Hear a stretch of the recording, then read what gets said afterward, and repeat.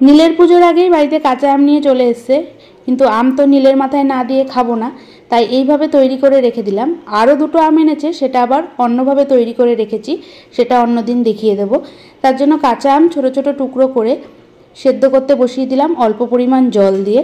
চাইলে প্রেশার কুকারেও সিদ্ধ করে নেওয়া যায়। এবার এখানে নিয়েছি সাবু, এখানে প্রায় 100 গ্রাম সাবু 10 থেকে 15 মিনিট আগে ভিজিয়ে রেখেছিলাম। সেই সাবু ভেজানোটা মিক্সির জারে দিয়ে পেস্ট তৈরি করে নিচ্ছি। এর মধ্যে দিয়ে দেবো সামান্য পরিমাণ জল। জলটা দিয়ে একদম স্মুথ একটা পেস্ট তৈরি করে নেব। পেস্টটা তৈরি করা হয়ে গেছে, আর এদিকে আমও সিদ্ধ হয়ে গেছে। এবার আমটা একটু গলিয়ে নিচ্ছি। চাইলে ঠান্ডা করে মিক্সিতেও পেস্ট তৈরি করে নেওয়া যায়। এইভাবে আমি খুন্তি দিয়েই গলিয়ে নিলাম। এবার এর মধ্যে দিয়ে দেবো বেটে রাখা সাবু। সাবুটা দিয়ে একদম সিম আছে খুব ভালোভাবে নাড়াচাড়া করে যেতে হবে, যেন কোনো দলা না পাকে। এইভাবে খুন্তি অনবরত চালিয়ে যাব, আর অল্প অল্প করে জল দিয়ে যাব।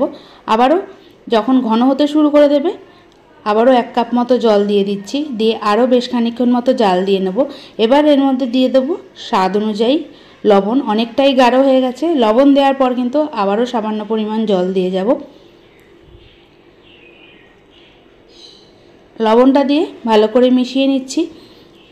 আবারও 1/2 কাপ মতো জল দিয়ে কিছুক্ষণ মতো জাল দিয়ে নিচ্ছি। ফুটতে দিলে হবে না, একদম সিম আছে অনবরত খুন্তিটা চালিয়ে যেতে হবে। গাঢ় হতে শুরু করে দিয়েছে। এবার এর মধ্যে দিয়ে দেবো গ্রিন ফুড কালার।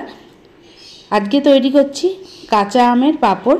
এটা অপশনাল, বাড়িতে যদি কালার থাকে দেয়া যেতে পারে, আর না কালার থাকলে দেওয়ার কোনো প্রয়োজন নেই। একদম অল্প পরিমাণ কালারটা দিতে হবে যদি কালার থাকে বাড়িতে।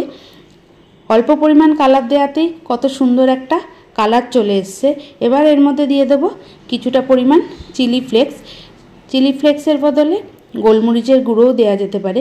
দিয়ে আবারও বেশ খানিকক্ষণ মতো মিশিয়ে নিচ্ছি। আস্তে আস্তে সুন্দর একটা কালার চলে এসছে। যেটুকু কালার এদিক ওদিকে লেগে আছে খুন্তি দিয়ে চালাচ্ছি, আর কত সুন্দর একটা কালার চলে এসছে। এবার গ্যাস বন্ধ করে দিয়েছি। একটা পরিষ্কার প্লাস্টিকে সামান্য পরিমাণ তেল মাখিয়ে নিচ্ছি। প্রথমে প্রায় 2 ঘন্টা মতো ফ্যানের হাওয়ায় রাখবো, তারপর রোদে দিয়ে শুকিয়ে নেব। এখন যা রোদ উঠেছে তাতে একদিনেই কিন্তু পাঁপড়টা খুব ভালো করে শুকিয়ে যাবে। এবার এক হাতা করে গোল গোল করে আমি পাঁপড়টা দিয়ে দিচ্ছি। পুরো আমের গোলাটা দেয়া হয়ে গেছে। একদিনের মধ্যে এইভাবে শুকিয়ে গেছে, আর অনেকটা ছোটও হয়ে গেছে। আমি তেলে ভেজে দেখিয়ে দিচ্ছি কত সুন্দর কিন্তু পাঁপড়টা ফুলে উঠছে।